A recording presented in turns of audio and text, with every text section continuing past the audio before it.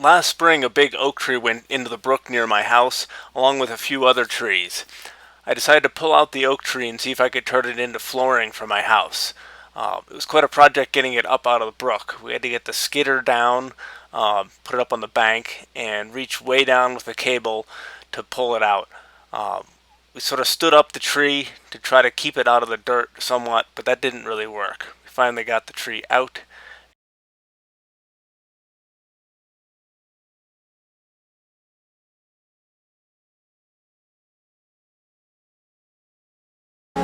The next step was getting the board straight using the jointer. First I straightened out the face of each board. I'd cut the boards in half or in thirds to make them more manageable. The crookeder ones I cut into thirds, and the straighter ones I just cut in half. Still using an 8-foot board on my small jointer would have been a pain, so cut them in half to have 4-foot sections. Few passes on the face, and then switch to the edge.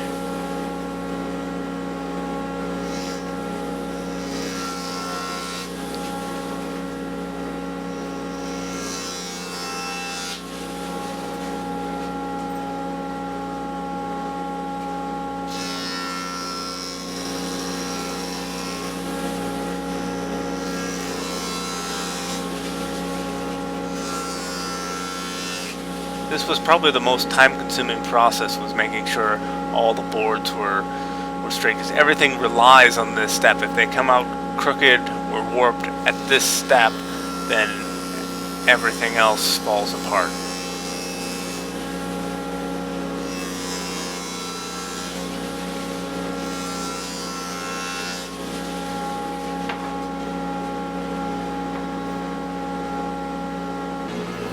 I then ran all my boards through my 20-inch planer. This was probably the most tedious step, but it was fairly easy. I kept having difficulties with the hose coming off. I really need a bigger shop for all the tools I have, but got to work with what you have.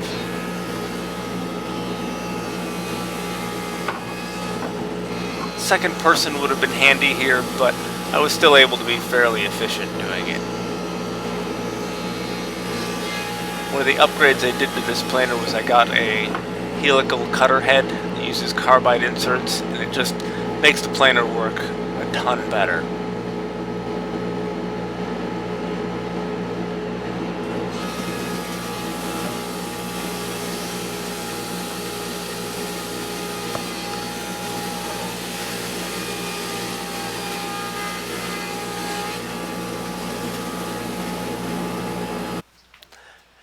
The next step was to start cutting the tongue and groove using the shaper.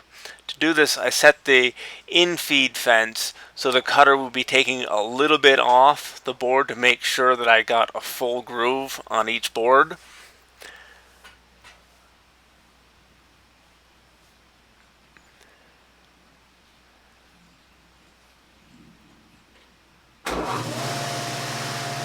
I then ran a piece through by hand, just carefully pushing it through.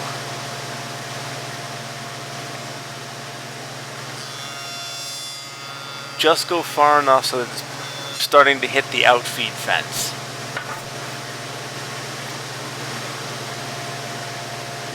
Yeah, so it wasn't quite adjusted enough. I wanted to adjust my depth of cut. I don't want to take off too much, but I don't want to take off too little either. I think there it wasn't taking a full cut. So there I'm cleaning up the edge.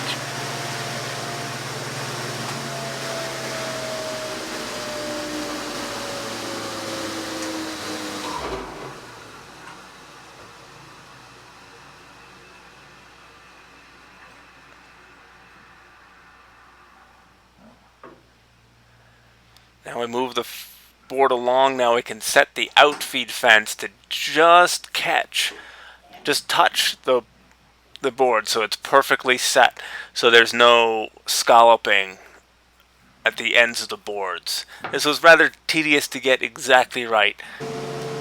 I then started using the power feeder, slightly angled to hold the board in against the fences, and I'm cutting the groove side first so that there's more support for the next operation.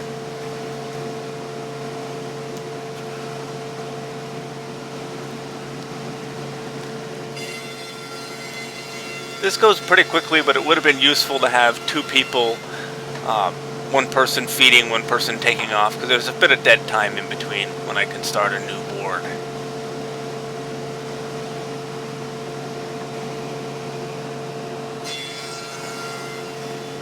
That one went a little crooked, but I was able to save it and run it through again.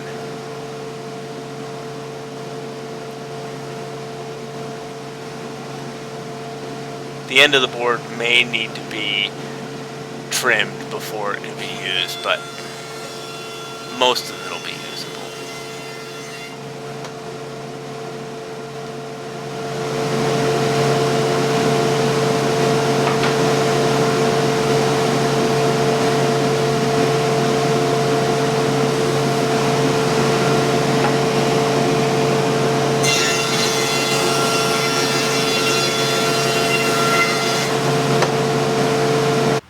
Next, I changed the shaper setup to cut the tongue on the boards as well as set the width of each floorboard.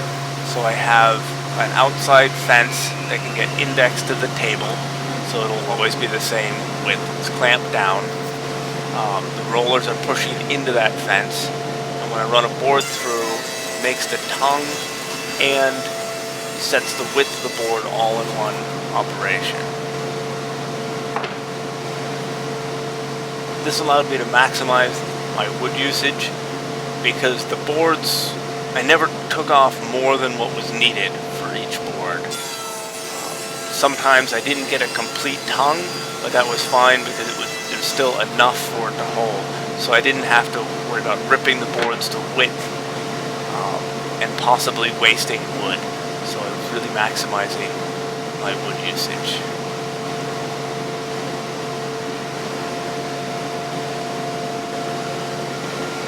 This board was just a little too skinny. You can see it cuts on one end but not the other.